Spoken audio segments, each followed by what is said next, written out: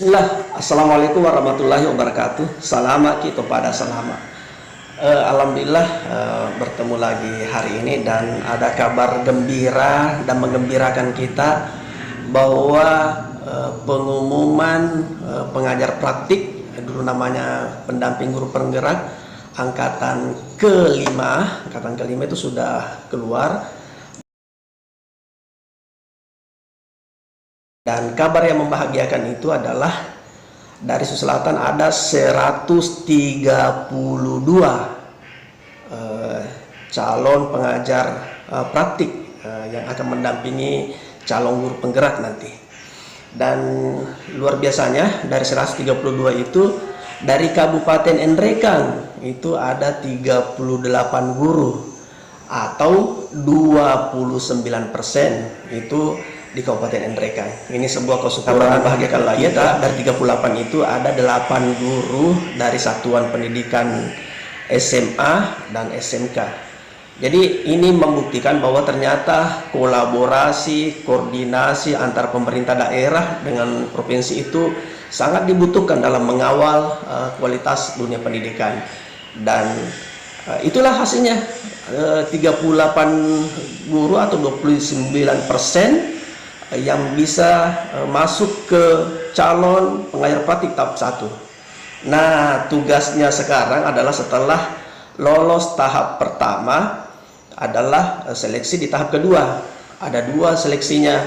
Yang pertama adalah tes wawancara, kemudian yang kedua adalah tes praktik mengajar. Jadi itu yang menjadi solusi yang masalah yang harus dicarikan solusi. Dan melalui pertemuan hari ini kita akan menghadirkan 2 guru kita yang pernah lolos sebagai pengajar praktik di angkatan pertama. Satu yaitu adalah Pak Yusak Yokoyama, guru SMK Negeri 1 Tanah Toraja yang pernah bertugas di program guru penggerak angkatan pertama di Pindrang. Kemudian yang kedua adalah ada Bu Esti, guru SMA 1 Pindrang, yang juga sama dengan Pak Yokoyama pernah mendampingi calon guru penggerak di angkatan pertama. Tentu mereka akan berbagi tips dan trik sehingga sehingga bisa lolos dari tahap 1, tahap kedua, kemudian menjadi pengajar praktik. Ayo kita saksikan tips dan triknya dari 2 guru kita yang sangat luar biasa ini. Mari.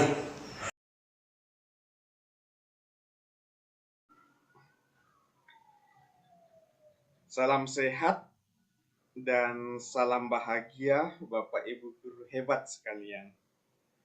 Perkenalkan, nama saya Yusak Yokoyama. Saya mengajar di SMK Negeri 1 Tanah Toraja. Sedikit pengalaman Bapak Ibu, saya kemarin lolos menjadi pengajar praktik pengajar praktik untuk angkatan pertama. Kalau kami dulu namanya pendamping. Dan setelah selesai melaksanakan tugas selama 9 bulan, saya diberi kesempatan untuk mendaftar menjadi fasilitator. Dan puji Tuhan, saya lolos menjadi fasilitator untuk angkatan kelima. Bapak Ibu guru sekalian, saya mengucapkan selamat kepada Bapak Ibu guru sekalian yang sudah lolos di tahap pertama sebagai pengajar praktik. Dan mungkin nanti ketika sudah ada pengumuman, saya ucapkan juga selamat bagi Bapak Ibu guru sekalian yang lolos menjadi calon guru penggerak. Bapak Ibu guru, setelah selesai tahap pertama, Bapak Ibu guru akan melalui tahap kedua.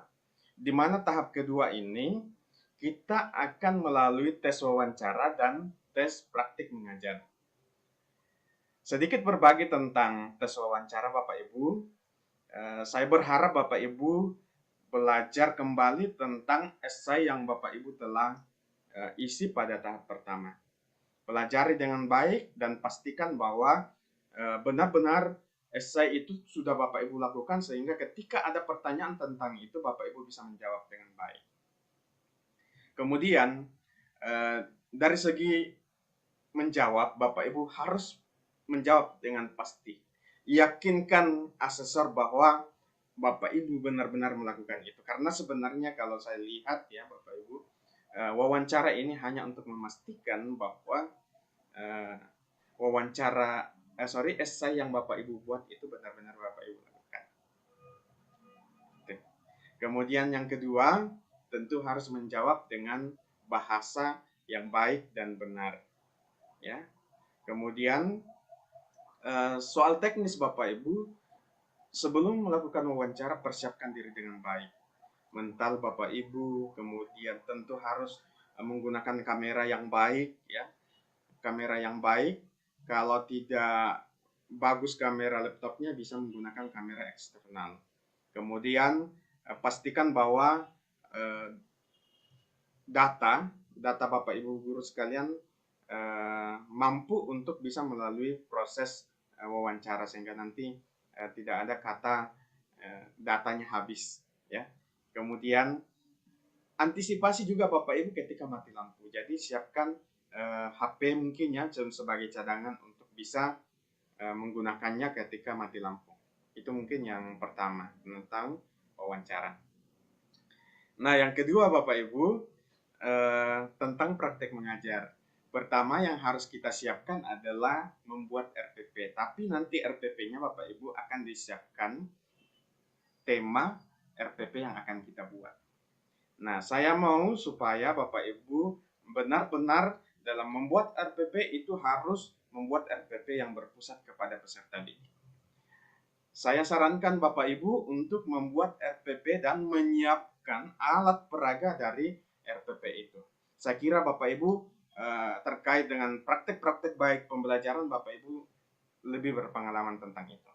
Intinya adalah bagaimana nantinya ketika Bapak Ibu mengajar, siswa-siswa kita benar-benar merasa senang, bahagia dalam proses pembelajarannya. Mereka aktif dalam proses pembelajarannya.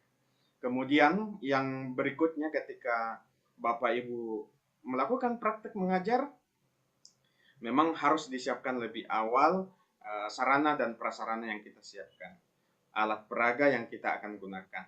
Pastikan bahwa kamera yang kita gunakan bisa mengambil semua proses-proses yang kita yang kita mau perlihatkan kepada asesor. Nah, jadi kalau boleh ya pakai teman-teman yang memiliki kemampuan untuk melibatkan diri ya, libatkan mereka dalam proses ini. Nah, kemudian tentunya bagaimana kita menciptakan kelas yang membahagiakan, kelas yang menyenangkan. Ya, pertama itu kita harus mulai dari Bapak Ibu guru sekalian, bagaimana kita mengekspresikan sebuah kebahagiaan di dalam kelas kita. Nah, saya kira ini semua tidak perlu saya sampaikan karena saya kira Bapak Ibu guru semua sudah memahami tentang hal ini. Jadi inti dari praktik mengajar adalah bagaimana kita menciptakan kelas yang menyenangkan, kelas yang membahagiakan. Bagaimana kita menciptakan proses pembelajaran di mana kita bisa memenuhi kebutuhan belajar murid secara keseluruhan. Nah, ini yang penting. Jadi kalau boleh Bapak Ibu RPP-nya itu RPP berdiferensiasi ya. Bagaimana RPP berdiferensiasi itu Bapak Ibu bisa cari di Google atau ada di YouTube sekarang ya tentang RPP berdiferensiasi. Memenuhi kebutuhan belajar murid berdasarkan minat, memenuhi kebutuhan belajar murid berdasarkan kesiapan belajar, memenuhi kebutuhan belajar murid berdasarkan profil belajar muridnya.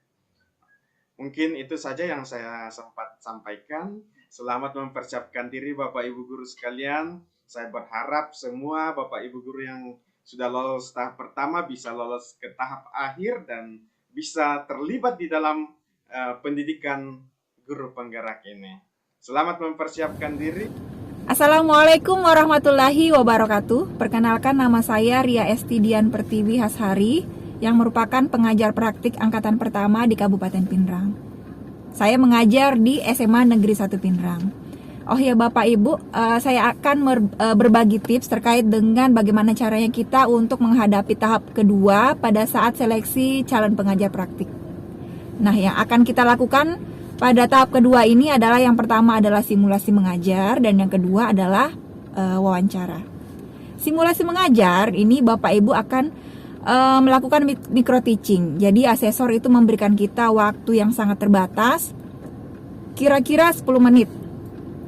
Jadi Bapak Ibu akan mempersiapkan RPP sebaik-baiknya untuk digunakan dalam 10 menit itu. Bapak Ibu membagi waktu pada saat pembukaan, kemudian kegiatan inti, kemudian setelah itu penutup. Jadi asesor bisa melihat kita bagaimana kita bisa mengajar dengan sesuai dengan sesuai dengan manajemen waktu yang sudah kita rencanakan pada hari-hari sebelumnya.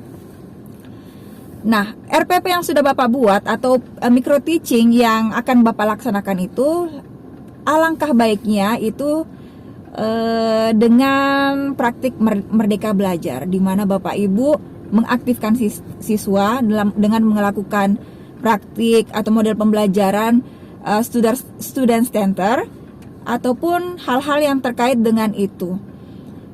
Kemudian yang kedua adalah wawancara. Nah, wawancara ini Bapak sudah kemarin membuat esai ya, menuliskan pengalaman-pengalaman Bapak terkait dengan bagaimana cara Bapak untuk mendaftar dan layak menjadi pengajar praktik. Nah, di situ asesor akan menanyakan kembali apa-apa yang sudah Bapak Ibu tulis pada saat tahap pertama. Kemudian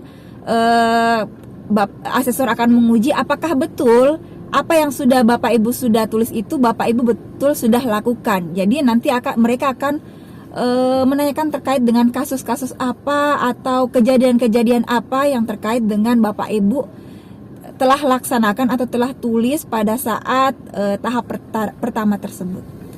Oke Bapak Ibu, untuk berbagi tips kali ini cukup sekian.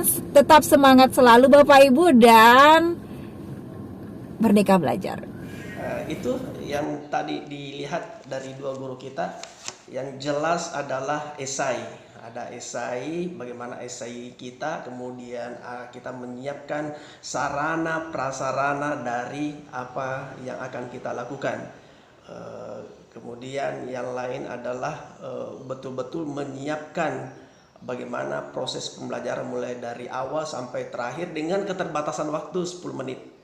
Ini tentu sebuah pekerjaan luar biasa dan kami berharap khusus 8 orang ini mari kita mempersiapkan sebaik-baiknya, mudah-mudahan memberi hasil yang maksimal. Demikian pertemuan kita hari ini. Salama kita pada salama. Assalamualaikum warahmatullahi wabarakatuh.